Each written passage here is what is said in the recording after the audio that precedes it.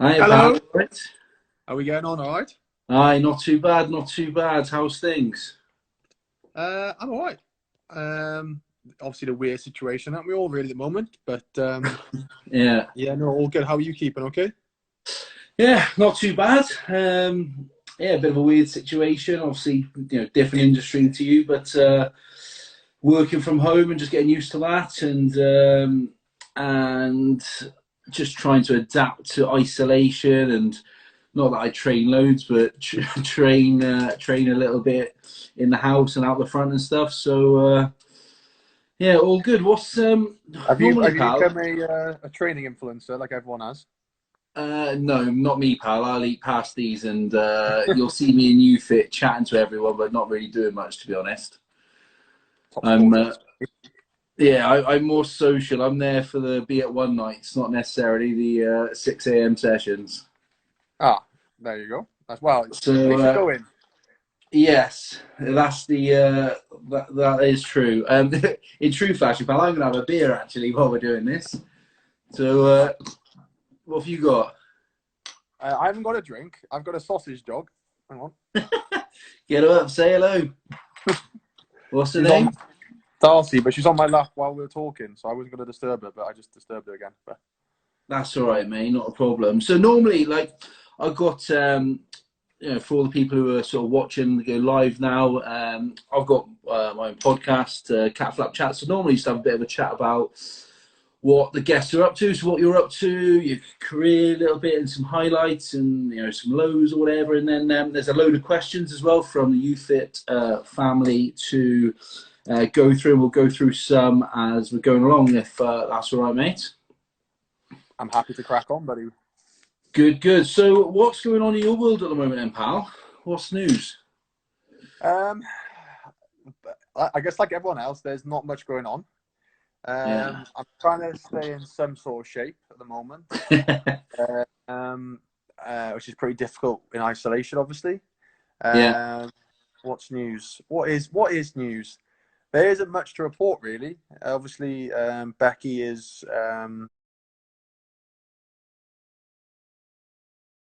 heavily pregnant at the moment, so Yeah. we're waiting for the new arrival, but he hasn't arrived yet. And then apart from that, Nervous? Excited? both. If you could put that into a cocktail, nervous, excited. Yeah. But Yeah. no, pretty. Yeah, pretty. I think we're ready. The house is the cleanest it's ever been, and everything is sorted out, I believe. Or I'm sure if you ask Yeah. Becky, not. Um, yeah, and then that's about it, really. There's not much to report. It's just it's a bit weird, like for everyone, isn't it? Really. So Yeah. It's, yeah. I think it's interesting times. It's funny you seeing. I see quite a lot of people obviously trying to get training sessions in, and fair play to you for obviously lending out equipment and stuff. But I think everyone's becoming a fitness influencer now, like you said. How's training going for you at the moment, and what are you doing training wise? Um, I guess it's hard, and training's hard anyway, isn't it? Really, but at the moment, I've only got like sort of limited equipment, like everyone else has. I think Yeah. I've just got a watt bike and a little bit of some free weights. Yeah. So I guess I'm just trying to somehow stay in shape, be a bit creative, trying to not eat too much whilst not training as much as I would normally, which Yeah. is very difficult when you're a bit bored and just eating. Yeah. But yeah, no, I'm just doing. Obviously, can't be traveling to do much running, so just trying to do a bit of running out here at home. And I don't know why I pointed there because you can't see that, but out there, yeah, just on the watt bike and just trying to be yeah, as active as possible without being too far away from home, really. Nah, class, fair play. Let's. I want to just take it back sort of towards the beginning. I've had quite a few questions, sort of how you got into rugby, why rugby, and how you got into pro. I know you came through like the Wales age grades, and obviously played up in North Wales. Give the guys a bit of a background on kind of how you got into it and what made you get into rugby. Uh, a long story short, I guess. I came a jealous brother. my brother went to a local club, our local Yeah. club at the time, came back ranting and raving. And at that point, I was playing any sport whatsoever. Yeah. And then, yeah, my brother came back saying how good it was. And then, like a jealous brother, I was like, well, I want to play rugby. Yeah. And then from then, pretty much just joined my local club, which was Llangefni at the time. Yeah. And yeah, just trained and then absolutely loved it. I thought it was good that you could mess around with your mates, tackle, smash each other around the place, Yeah. as well as then sort of like the family feel and camaraderie that you got there. I thought was brilliant. So yeah, and then pretty much from there, just climb my way through the system. So like I went through the North Wales like RGC system as it's not known now, and Yeah. then luckily got picked up in the Scarlets academy when I was just sort of turning 16. So, and then the rest is pretty much history. Am Yeah, I well, right in, I was going to say, am I right in saying you were a second row before you played in the backs? back row. Back row, was it? I went back row, fly off for a bit, 12, 13 wing, and then I've been dabbling with wing and the wing 13 seconds for a while. Most people go the other way, start at the back and then start making their way in as the drum gets bigger.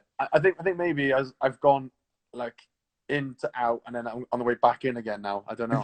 Maybe I'm just trying to experience the whole positions. Class. And obviously, you were quite young to pro rugby, I suppose, at 18, thrown in. Do you remember your first Scarlets try and your first couple of games? I do remember my first couple of games. The first game I actually played for the Scarlets was in the pre-season warm-up against Gloucester away. Oh, and, nice. I played against Vinacolo, the volcano, if you remember. Yeah, I remember. Yeah. He was huge. Yeah, it's like he's eating someone. And Yeah. pretty much I had to go mano a mano with him as just turned 18 playing. And to say the least, I didn't enjoy the experience. But luckily he went off injured after like 50 minutes. So at least I got a respite for the last half hour or so. So that was good. And then literally, it all changed for me. I went played. What was it like? I think it was like 9 or less than that, 8 games for the Scarlets at the time. Yeah. And then got called up, and then literally I haven't stopped since, really. So your first Wales cap, I was watching some videos earlier. Was it South Africa, your first cap? South Africa, yeah. You had 2 tries on debut for your Scarlets, and you had 2 tries on debut for South Africa, against South Africa as well. What's that feeling like for the guys who don't compete at that level? What's that feeling like 18, going out to make your debut, and you've got 80,000, probably the best stadium in the world, fans going mad? How do you manage that emotion? What does it feel like? The honest answer is, or the generic answer, I should say, is like you play rugby all the time. You go into it. It's just another game. You're focused on it. But Yeah. I was literally, it was the best day of my life. 18, you work every day to be in that position. You focus every day as a kid, wanted to play for Wales. And honestly, it was, and still is, probably some of my fondest memories of playing rugby is that first cap and those first experiences. And just like everything's so new, running out in front of 80,000 people, I'd never done that. And especially at home as well. And I guess the bigger thing was the fact that it was so expected. I didn't expect to be. I was hoping before I retired from rugby, but never. Yeah. Just bouncing, really. Yeah. Oh, sorry, mate, you just cut out a bit there. No, that's clear. And what was it like? Obviously, a lot of boys get their first caps, on like summer tours when they're playing, and with no disrespect to them, but maybe tier 2 teams or whatever. You made yours like against Habana and people like that. Were you starstruck at all, or was it just a case of, right, whistle's gone now, I'm just going to get on with it and do what I do? It was. I wasn't a starstruck at the time because obviously you're in the groove. But then after the game, I spoke with Brian afterwards, and yeah, he was like good enough to swap jersey to me as well. So I got my first jersey. I think it was his like 68th cap or something at the time. Yeah, it was incredible to speak to him. You know, such a lovely bloke, good fella. Like wishing me well on the career or the journey. I don't know what you say. The journey, yeah. Yeah, but no, he was brilliant. You know, and you know, I came through. I played my first test with like a load of the like the legends of the game from Wales as well. So that was a good experience for me as well. So yeah, I was very fortunate, but yeah, it was one of those ones where I really had to pinch myself to work out what the hell was going on, really. Kind of like, oh my days, is this actually happening? And then whistle goes and you're straight into it. Class. Someone's just called me out for a buffalo. It's in my left hand, so it's opposites. So I'm not drinking that. False call. I'll work out cameras. I know, exactly. I was going to say, so everyone I've spoken to before who's been capped, they have to sing a song for their initiation, whether it's on the bus or in the function. Did you do one? And if so, what was it? Yeah, so luckily, I think I was some of the last few that had to do it on the bus rather than in the function. Okay. So now they do it in the function. So I actually sang Mr. Brightside by the Killers. Classic. Absolute classic. And then I think I got booed off about 2 minutes into it. Not even that, about a minute into it, I got booed off. But there's not much I can do with the voice I've been given, you know? Class, love that. And then obviously from there, I mean, you just kept rising and rising and rising. You look at 2011, obviously Rugby World Cup. And then 2012 Grand Slam, scoring tries for fun. Was it didn't win the Grand Slam, you won the Six Nations in 2013 as well? Is that right? Yes, Grand Slam, and then Grand Slam 2012, and Six Nations 13. And then obviously you come up to Lions Tour then. How does a Lions Tour compare? Because you're only 3 years into your international career. I mean, you're still only, 21, 22 or whatever at the time. How does that Lions Tour compare to being in, like, say, your Wales camp or, at the time, your Scarlets camp? I don't know. It was just pretty mad. I don't think you think of it as at the time. You're just sort of riding the wave as such. You know what I mean? I just enjoying it for what it was, really. I think it was such a short journey to get into international rugby. It just seemed like the normal thing then to me to be trying to, training hard, trying to play for Wales. But then to get the call up for Lions is something that is, if I'm being brutally honest, I never expected again. But it was incredible. And again, that experience of not just playing for your country, but at that point you're the best of 4 countries. And to be in the mixer for that is incredible. But let alone to play for them and be capped is huge. What's some of your highlights from that tour? I've got a couple that I want to. I'll see what you say first, and then I'll mention them after. But what stood out for you? I find it really off-putting. Do you not see all these comments here? Yeah, they do. I'm trying to read them to see if any of them are any good. But hello, Andrew P1. Yeah. Thank you. There's some people writing essays, and I can't really read everything.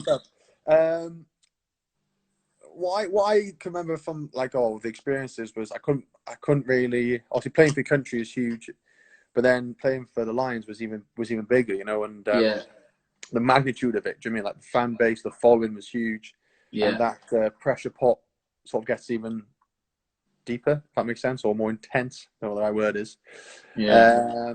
And then I just remember the fact that it was such a big thing at the time. Wherever you were going within Australia, it was there's loads of people everywhere watching everything. It was mad, and then coming to the games, I remember they had that a tagline at the time. Was a hashtag they call it now. The Sea of Red. And I remember running out for the first test, and just literally remember seeing like the whole far side of the stadium just covered in red and Lions jerseys, and the fact that you know, it doesn't matter what country you're from, everyone was supporting the same team, you know. So it was incredible. And then I guess you couldn't really write it any better, could you? You know, win the first one, lose the second one, and then all down to the third. And the way we went out of business on the third, then it was pretty convincing performance. And then it was just mental. Then it was just berserk, really.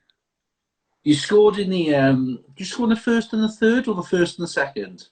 First and the third. Yeah, the two. Yeah, there we are, the two wins.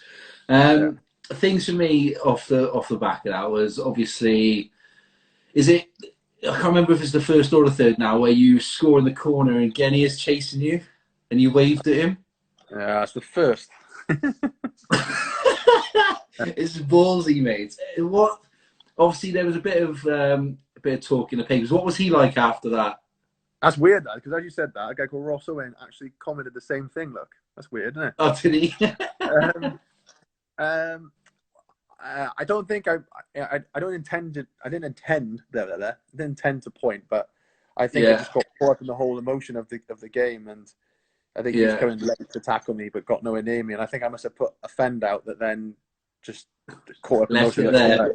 Became a point, and then I remember afterwards I was getting horrendous abuse from like the local press and that, just saying it was so anti-rugby. But then I spoke to Will Gagne after the game, and he was like, "Oh, look, mate, I was never going to get anywhere near you." So it was like, you know, and he took it well, and then we sort of shook hands, and then it was moved on. But then, like anything, everyone keeps bringing it back up again. Not like this, but at the time, like, sorry, keep adding fire to it. Like, do you know what I mean? It was mad. Yeah, of course. Obviously, social media goes into meltdown and stuff like that. And then the other thing for me, obviously, there's nothing. It was Cuthbert's try in one of the tests, which was brilliant. And then also, obviously, was it the first test as well? I can't remember where he scores under the post. Yeah. But the other thing. Yeah, go on. Sorry. Oh no, that's all right. The other thing was obviously picking Falau up. And what went through your mind as you've caught the ball? Falau's gone to tackle you. I don't know if we should even mention his name anymore, to be honest, but you've lifted him up and obviously slamming people. What's actually going through your mind? Because that's not in any textbook. I don't think I really thought it through. Classic George. Didn't really think it through. And I think it was just a case of his second test. It was a real tough battle. Yeah. And then Drico throws it through in between his legs. Yeah. And I sort of catch it low, and then I get tackled. Well, yeah, he sort of attacked me, and then I thought, oh, if I just run, hopefully he'll let go. But he didn't, and then he sort of came up on my shoulder, and then I think that picture is enough. I've signed enough of them, as you can imagine. It's well documented as such. So. It's I wouldn't recommend it if you're trying to be a real efficient way of running, but carrying on over 110 kegs on your shoulders isn't ideal. But, it's good photo anyway. I think it'll go down as one of those, like, you know, when you see like the top 25 moments in rugby. I think that will go down in folklore, mate. So, what was on the Lions? Who from maybe Wales or one of the other nations, who is the lad, who is the guy that you would take on tour for tour's sake, and who maybe was slightly different to what, didn't expect a lot, but actually, you know, he's a great bloke and you got a lot of time for him? I was very fortunate to tour Andy Powell in the World Cup in 2011. That's a great experience. I'll leave that one there. That was in New Zealand, wasn't it? I was out there for that. I love New Zealand 2011. Brilliant. That was brilliant. To be fair, on the Lions tour, like most of the rugby guys, most of them are really good fellas as well. But obviously, you spend most of the time against each other. You don't really get to, to really sort of communicate and get on and have a catch up, or I spend any more time than really what the after-match function and what have you. I'm really good friends with like Stuart Hogg, Elliot Daly and these sort of boys, the ones that you don't really get to spend time with, but when you do, they're really good blokes, you know. And again, there wasn't anyone on those tours that I wouldn't, you know, sit down and have a coffee or a beer with. They're pretty cool, like, you know, like a good group of fellas. Yeah, I love the whole ethos of the Lions and the Barbars as well. Have you played for the Barbarians yet? No, I haven't been asked. What I would like to eventually. We'll tag him in something. We'll tag him in and see if we can get that going. So obviously after that, then am I right? Yeah, after the Lions, you went to Northampton, didn't you? Yeah, so I went straight after Australia 2013 off to Northampton then. What was the thinking behind that? Just wanted to try something different? Yeah, there's more to it than that, but yeah, there was a bit of a time where it was tough times with the Scarlets, and it sort of worked out best for both of us that I move on at the time, and then pretty much landed on my feet in Northampton. An incredible club, very kind, looked after me very well. In the first year, we won the Prem and the old the Amlin, which is now like the Challenge Cup rather than Champions Cup. Yeah. And in my first year there, to have both those titles was pretty incredible. And yeah, you know, and then the next couple of years after that, then we were competing top 4. And yeah, I loved my time there. I had 5 years there, which went a lot quicker than when I say 5 seasons, people go, "Oh, really? Was it that long?" And yeah, no, I absolutely had 5 seasons there. Loved it. Got some good friends there, and yeah, some really good friends still there now. Oh, I hope they're still my friends. I don't know. What's the difference between the Pro 14 and the Aviva, or what's it now, Gallagher or whatever it's called? What's the difference, England and Wales? I think the intensity. I think the way the league is structured, you know, especially how tight that sort of top 6, top 8 can be, is so hard. Like, do you mean you can be sat at, say, 4th, you could say win 3 games of the bounce, be 1st, but if you lose 3 games of the bounce, you're down in 8th. Do you mean that's how tight it can be? And the Premiership is a great league with a great following, and it's just that fact that it's so intense every week. You know, you've got to perform each week, home and away. You've got to get your points where you can, and that's something I learned a lot in that league. And you know, I loved it, and did 5 years, and then decided to come home. Then, you know, and it's been wicked coming back. In that 5 years, obviously you had the Lions tour again. Was it 2017 against New Zealand? Obviously picked and went. Did you play 3 games or 4 games? Say again. The Lions tour New Zealand then 2017. Did you play 3 or 4 games? I wasn't involved in any of the tests. I missed the first test, and then I was playing in a midweek game against the Chiefs.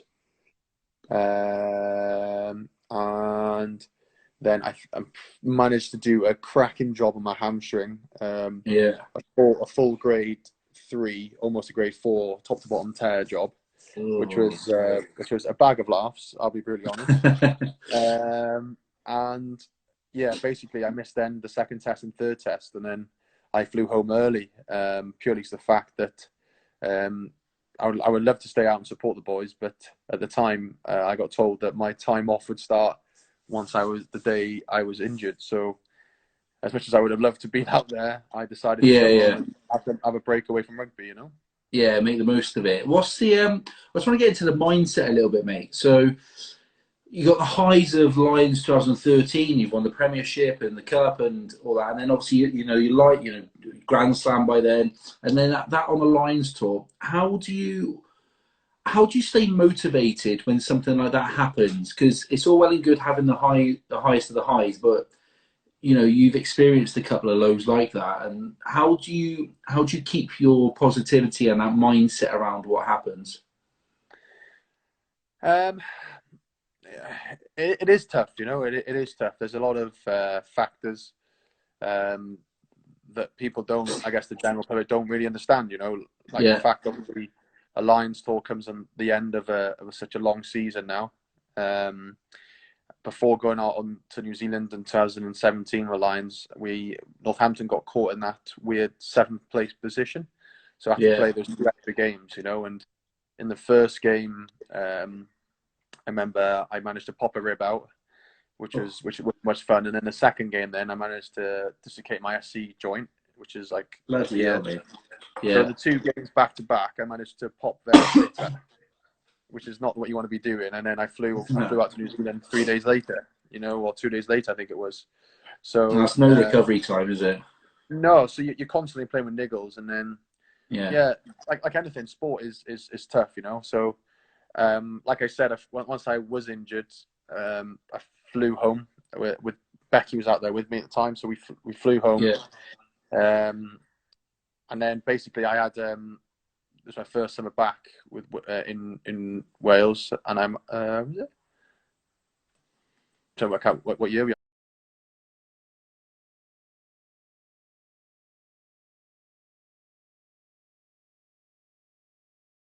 Yeah, and basically that was my last year in Northampton, sorry, and I had my longest break I've had in at that point since my career. I had sort of 5.5, 6 weeks off, which is unheard of, really. I just seen Sammy Davis has asked for any dad jokes. I don't think people want to see them just yet. All right, Sammy boy. And then at that point, I think for me it was just a case of I need to switch off mentally and physically. I couldn't do much physically. My hamstrings was in tatters, but mentally, you know, I got away from rugby. Did a load of stuff that I don't normally get to do quite a lot during the season. So I went mountain biking and motorbikes. Got away, saw my family. Got away, been on holiday with Becky, and it was just a case of then just refocusing on I guess who I am and what I want to do and how I want to go about my work, and then basically having like a longer pre-season to get myself physically and mentally ready to go again, and then you're straight back into the season, isn't it, really? So there's no real time to dwell. You just got to crack on. Back on the conveyor belt then. So after that year, obviously you're back at the Ospreys now. Was that dual contract, obviously with Wales and with the Ospreys? What was that? A case of them looking after you just a little bit better than obviously having to play every week in England, or? Yeah, so I made the decision mainly, I guess, to prolong and look after myself. Prolong myself is a bit of a weird word. To look after myself, and you know, I guess, you know, in the Premiership, you know, I was playing, you know, 25 plus games a year, you know, and then going away on summer tour, and then having a shorter off season and a shorter pre-season, and then you're back onto the next season, you know, and my body was just in tatters, and I made that decision to look after myself. You know, I enjoyed my time in Northampton, but myself and Becky were ready to come home, and made that decision. And obviously this season's been tough, but last season I really enjoyed it, and looking forward to getting back into it, really. But interesting to see what happens this season. What's when you obviously, what was it last? What are we now? 2020. So 2019 was some year for you. Obviously, you had the World Cup. Yeah. Got married. So now Mrs. North. North.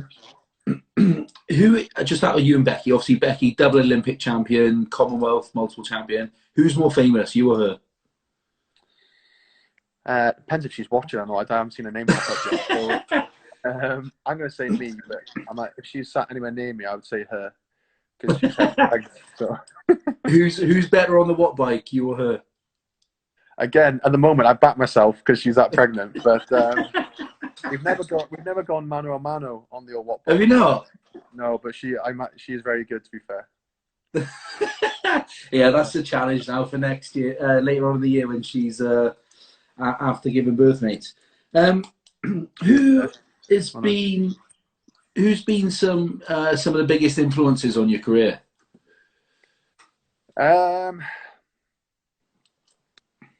Obviously playing rugby in Wales, I was obviously all I wanted to be was like Shane Williams, which is very difficult when you're 6'5" and he's like 5'5". But I remember coming into Welsh camp and being like in awe of obviously Shane and those older boys looking after, and I remember just thinking that from minute one I just wanted to be like them, you know. From a younger age, you know, I was very fortunate. My parents were very, very good with me. I had a really good balance between my dad telling me that I could achieve anything, and then my mum being the one that was very real and telling me that don't be so silly, I should focus on other things apart from rugby. Yeah. And then again, from a real young age, I had some really good coaches at Llangefni that instilled like good qualities, and I think that's what rugby brings to many young guys, or compared to football, I think especially is, you know, those qualities of hard work, teamwork, commitment, and going the extra mile for each other. And I think that's what really stood me in good stead. And then, you know, when I got into the latter stages of like playing at the top level, is having those guys that I looked up to around me. You know, it was it was super lucky, to be fair. I was. So if I was to say to you, pick a player, a favourite player that you've played with, and pick a favourite player that you've played against, who's the two you'd pick? I would say one of my favourite players to play with, I from a very young age, very early in my career, I played with a centre called Regan King. He's immense. He was immense. And from a young guy trying to learn his trade, it made my life a lot easier. I'll be really honest. I'd just go, Reggie, what's the call? He'd be like, oh, just pop up late on my outside shoulder, and then didn't have a clue what the call was, but I'd be put through a hole every time. It's just brilliant. And then I guess player against, there's so many, I guess. I think in my second cap I played against Jose Gear against New Zealand. Oh yeah. I learned a lot in that 80 minutes, more so than I have done at that point in my career for the whole time. Yeah. So, you know, obviously he's quality playing against Habana and these fellas that are just like world class, and I think that is when you really understand what rugby is about. Yeah, definitely learning on the job there, aren't you? Mate, there's a load of questions here from the guys from the UFit account. So I'm just going to start going through some of them and seeing what they got to say. Some of them are quite funny, to be fair. So we've had a couple already. I'm sorry. I've got to give a shout out to Charles Stir, who's just said for a shout out. There you go. Oh yeah, I can see that. I'm Charlie and I play rugby. Give me a shout out. Go on, son. Sorry, pal, keep going. Class. Yeah, so there's a load of questions. I think Yoan22, C40 number 8, what made you start rugby and how to get into rugby? Well, one of them, Yoan442, how big and how sort of heavy were you at 16 as you sort of broke through into sort of Wales age grade and you were starting into men's rugby? So when I left home to go to the academy, I was probably about like 86 to 88 kilos. I don't know what's that in old weight, stones. 100 kilos is 16 stone, so 92 kilos is 15 stone. So you're looking at 14 and a half stone, maybe? Quick maths, nice. I think so. Only because I used to be about 100 Ks in uni, so I've always tried to... and now I'm about 120. So I was probably, just over 6'1" maybe, and about 88 kilos. That's probably, I looked a bit too thin for my own good at that point, but you know, managed to pack a bit of pounds on. So 16 is about 85, 88 kilos maybe. Class. So Welsh Dragon number 9, what moment in your career has given you that sort of that fuzzy feeling, that warm feeling where you can kind of look back and you're proud of it? I'm going to shout out to Smithy, age 10 from Scotland. Cheers, mate. Go on, Smithy boy. Smithy boy. What's maybe... the one I still think fondly about very often is my first cap. I just think at that point, I left home early. I trained hard. I focused on a lot of things, and I didn't get to experience a huge amount of things because I was so focused on wanting to play for Wales. And it was just when I finally got it, it was it's just incredible. You know, if they said to me, "You can only have this one," and that's your lot, George, I'd have gone, mate. I'd take it with both hands and thank you very much. But I just always look back on that as real fond memories of just working my ass off pretty much. Yeah, of course. The rewards as such, you know. Who's got your first test shirt? Where is it? It's currently it was at my parents' house, but then I've had it reframed then to have my shirt and her banner shirt in it, the same one. Oh, next to each other. Yeah, and then my mother is informing me that it will go back to her house once it's finished. So for safekeeping. It's the safekeeping, yeah. So Jack Burton, who works for Budgie Smugglers, message the Budgies or board shorts? I think that's a loaded question, so I'll go Budgies. What's your favorite? Have you got Budgies? You must have a couple of pairs of Budgies. Yeah, I've got Budgies. What's your favourite pair? We had quite a wicked pair from the World Cup. I think I emailed them to say thank you very much. Like a Japanese theme, they're pretty cool. But nice. Again, it's sometimes bugger it, Budgies. Let's go with it. Board shorts are the devil, mate. We stay away from them. Yeah, no board shorts. Amelie Blewett, she said, we've already spoken about this, about carrying Falau. Andy Martin Blues.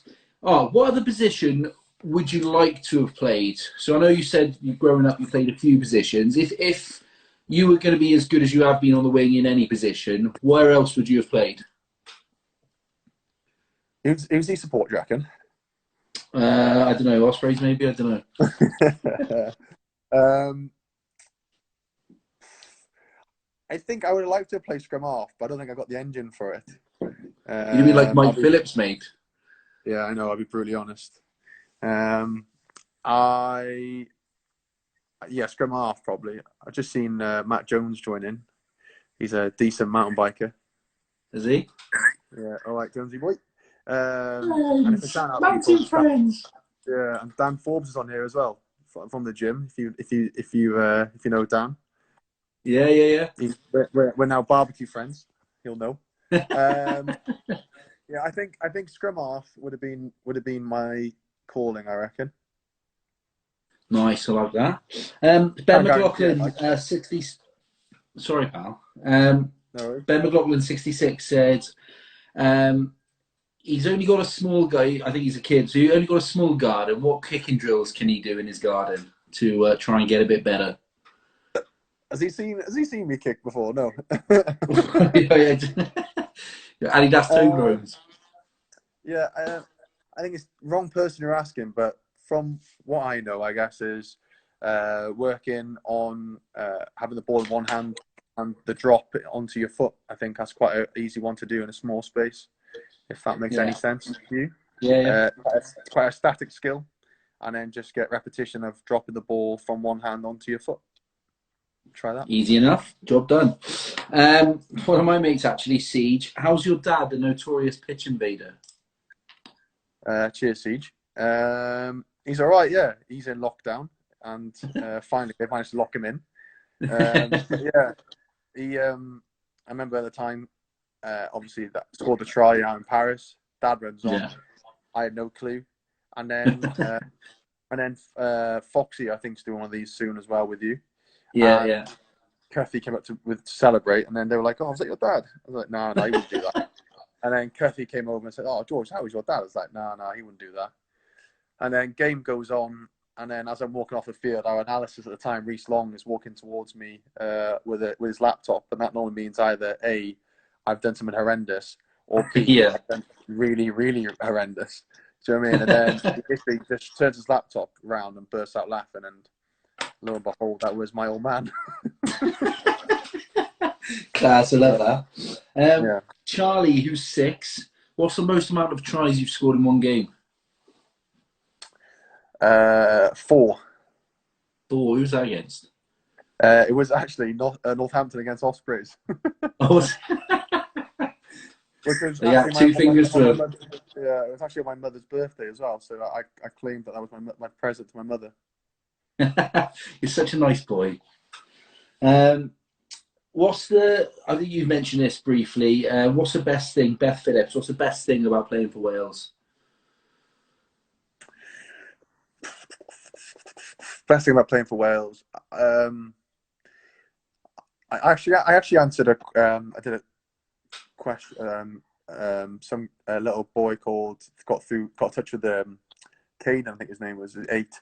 Emailed a load of questions about he was doing some homework. And I answered it a while back, and this is the same question: what's the best thing about playing for Wales?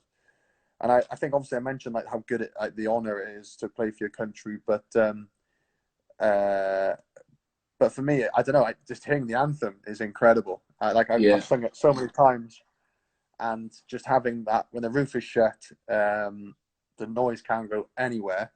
And when they stop singing, the choir stops singing, and then it's just the noise of the crowd coming back at you. It is incredible. It's absolutely incredible. Class. I'm English, and I think it's the best stadium in the world by miles. I absolutely fucking love it there. Oh, struck the F-bomb. Whoops. What's the top tips? So Lisa Marie Brown. A few people actually have asked this about some of the mindset stuff. What's the top tips for staying positive in isolation? I guess it's not fun for anyone, is it really? Especially notice how weird it is, I guess. For me, I guess staying positive is I like to make sure I give myself goals for the day. So whether it be if you're training, try and get your session done, or make sure whatever session you do, you try and beat it the last time. Or whether it's today, like a couple of days ago, I did the gardening. I hate gardening, and I was like, I make sure today I get the gardening done.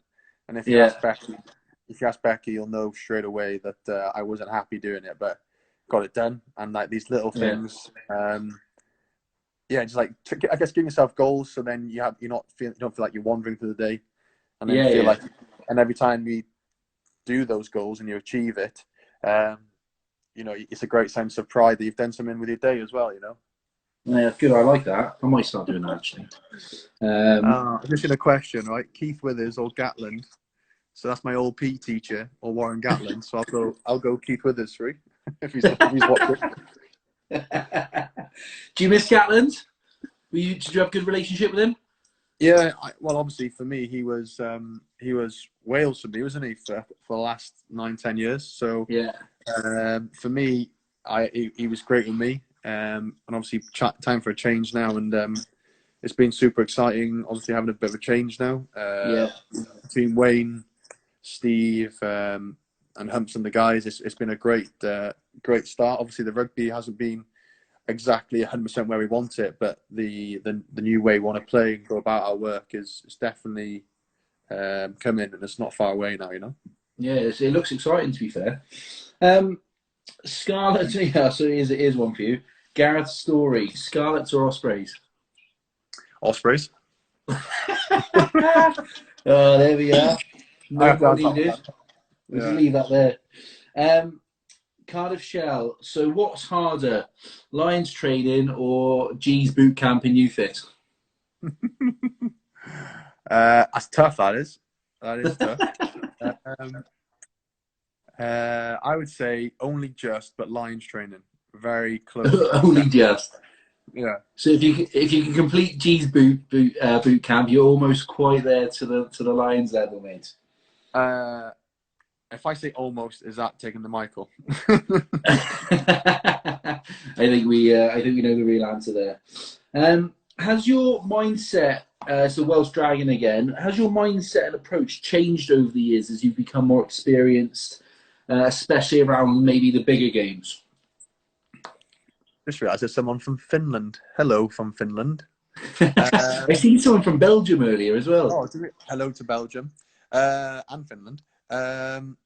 Has my mindset changed? Yeah, my mindset has changed. I guess having to adapt as well with the rugby as well. I guess obviously went from an unknown entity as such into then obviously having free reign, running around like a headless chicken, to then being marked up a lot more than I was, is having to adapt, and from a mindset point of view, it's a case of just going, things are going to be tough, but you just got to keep going, and 9 times out of 10 you'll work, you won't get it, but then the 1 time out of 10 that you don't work is when you would have had that opportunity. So it's staying positive for those 1, 2 out of 10s that you might get, pushing you on for the next one.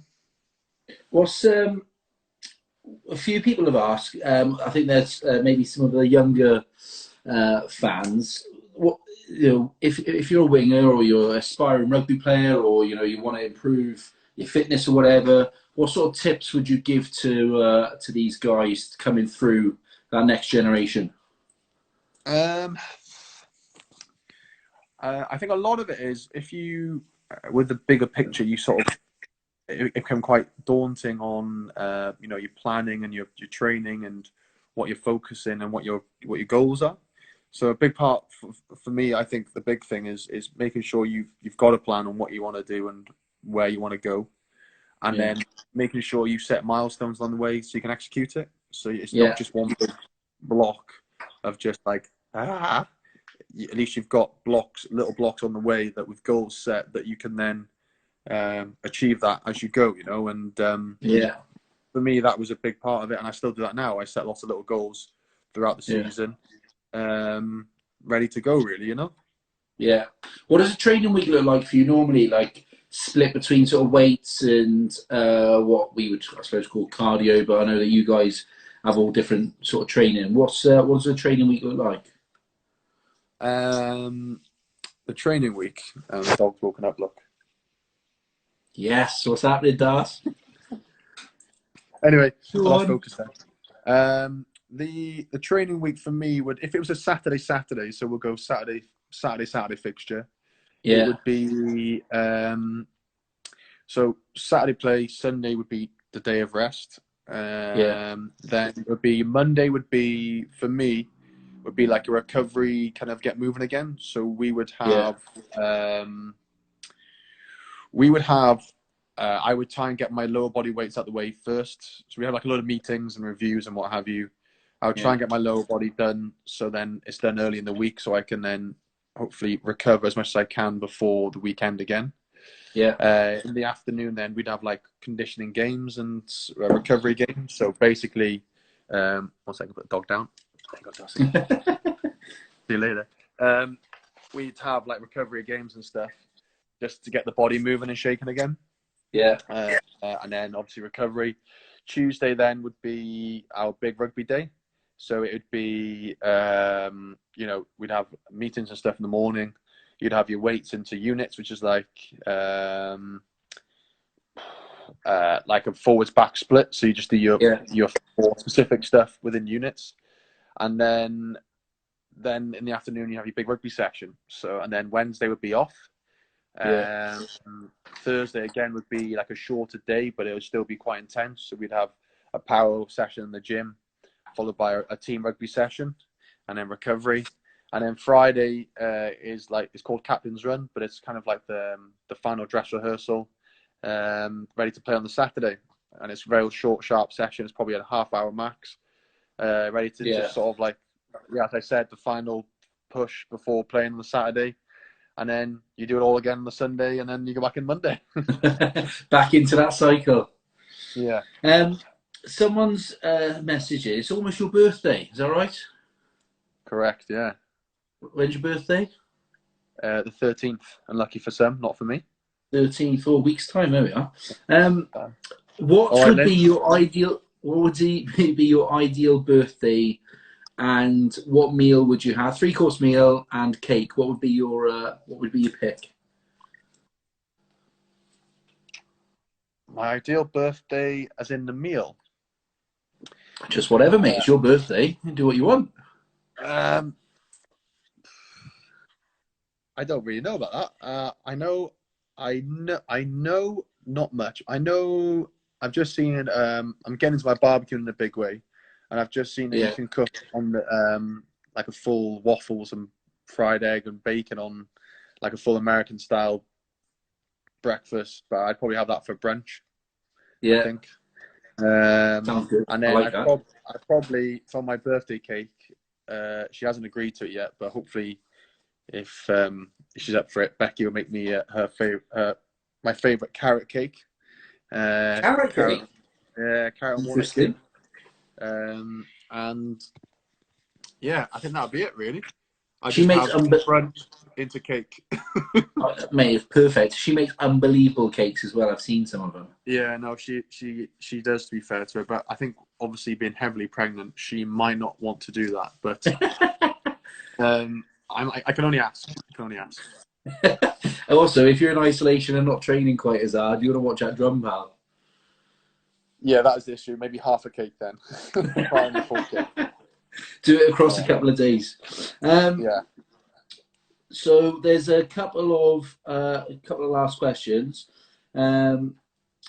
Who's better looking, George? And this is quality journalism at its finest. I can already sense this is a preloaded question, so let's go. Well, it's not from the person who's involved; it's from someone else. Okay. But who's the biggest? Who's the better looking, George North or Sam Warburton? I don't know. It's from Archie Scott 13. So God knows. Oh, okay. I thought it was from Warby.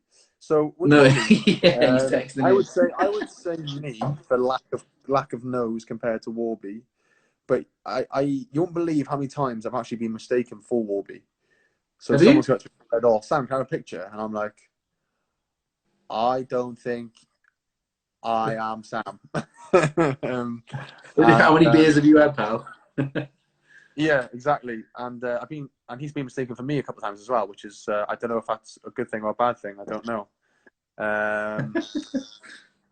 So yeah, so I would say me by a nose again in that question. Right.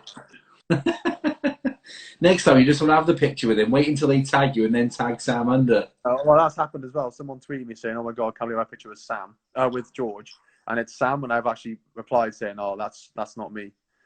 Yeah. Never mind. Class. On the subject of Twitter and that, obviously in Wales, there's this goldfish bowl of everyone's a social media expert, and you can't drop a pass anymore and make a tackle without getting a million tweets. How does that affect you? And do you ever bite on it? Do you ever go back at people on it? No, is the honest answer. I never go back on it. I just think, in the grand scheme of things, that's what they want. And I think a lot of it is they don't really know rugby. They just see it for face value. They don't understand the depths of it as such. Yeah, it sounds a bit heavier than it is. It's only rugby, really. Yeah. But no, the rugby. I guess that side is always going to be hard because you're so accessible because you're that close. Yeah. You know, you're only a few jabs at the keyboard away.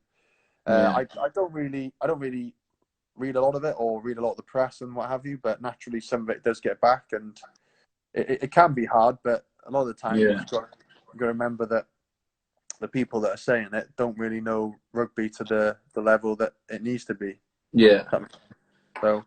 How's it been? Obviously, you've had, again, there are a few questions just around, obviously, had a couple of concussions and a couple of head knocks and stuff. How does that affect your sort of mindset and positivity? I don't know you really, but you seem a real positive guy. How does that affect you, and what sort of things have you done in order to just sort of keep that level of positivity or whatever?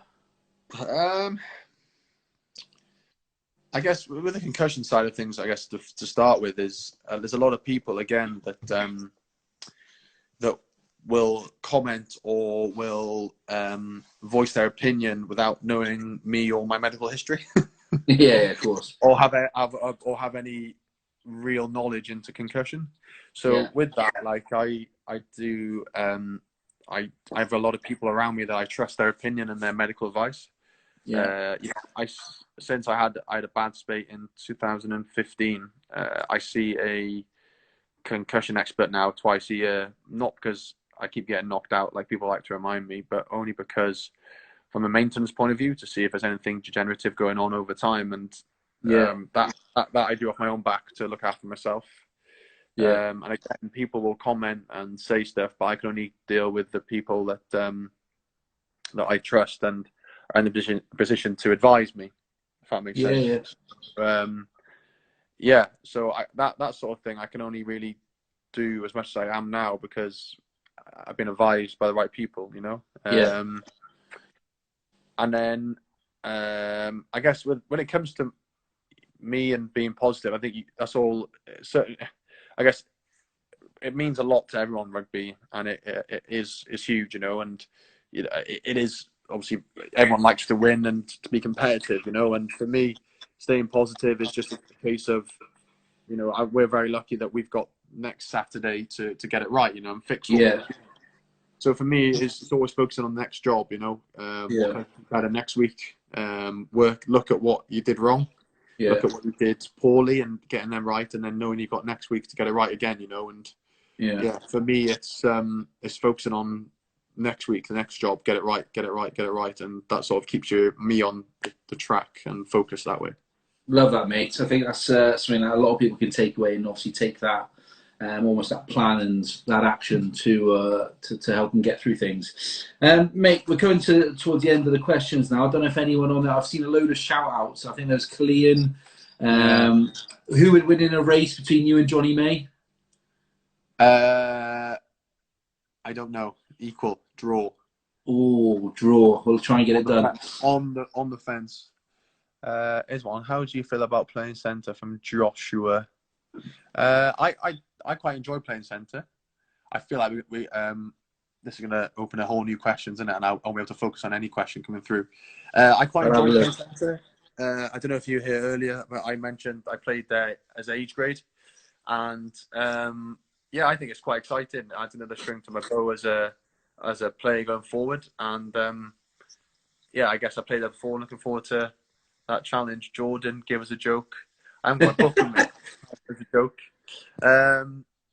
So for me, it's exciting, really. Yeah, class. We've had a load of people messaging about the jokes.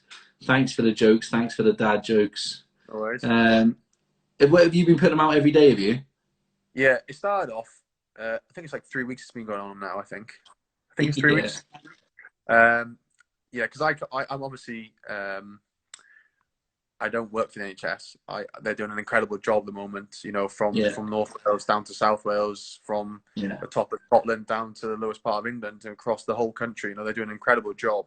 Yeah, I agree. I obviously can't do anything like productive that way. So part of me thought if I could maybe have a half a laugh or a full laugh at least once a day, it might take the edge off it. And I'll be brutally honest, the first few days I was getting real mixed reviews about it, but I'll keep going with them until people say stop, you know.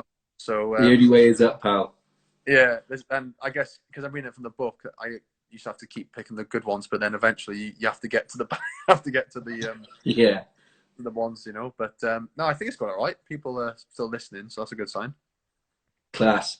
I think a few people there. Some other questions. Favourite game? Obviously, you mentioned your first cap there against South Africa. I've seen something about Killian Schools. Big shout out for them and Landif RFC as well. Any tips for wingers there? Tips for specifically a winger? I think this is just a tip from any young player, I guess, is nail your basic skills. So like your passing off left and right hand, your offloads off left and right hand, you know, your kicking, your passing, your catching. And, you know, the more your skill base becomes autonomous when you're playing, and, you know, when those pressure games come, you know, you're able to deliver those skills when you needed to. And I guess the more you can do that, the better, pretty much. Class. Favourite was, I think one was their favourite Northampton player. I was saying he gets a bad rap, but he's obviously retired now. But Dylan Hartley was an amazing player, but a really good bloke. The likes of Christian Day, a second row. He's now retired as well. He's actually on MasterChef. He is unbelievable. I'm going to catch up with that once I get off this now. Yeah. I really enjoyed playing the likes of like Stephen Myler, Luther Burrell, George Peacey, these guys. Yeah. And yeah, no, I was very fortunate at the time. The squad was an incredible squad, so it was brilliant at the time. Class. Here we are. Are you missing rugby? There's one of the questions just come through. For the first week off, no, I wasn't. I'll be honest. It's quite nice to have a little week off, but yeah, now I am. Yeah, so I don't know what's going to happen, do we? So we'll have to wait and see, really, isn't there? Yeah. Any other questions? Well, look, mate, I appreciate we've taken up a load of your time. No worries.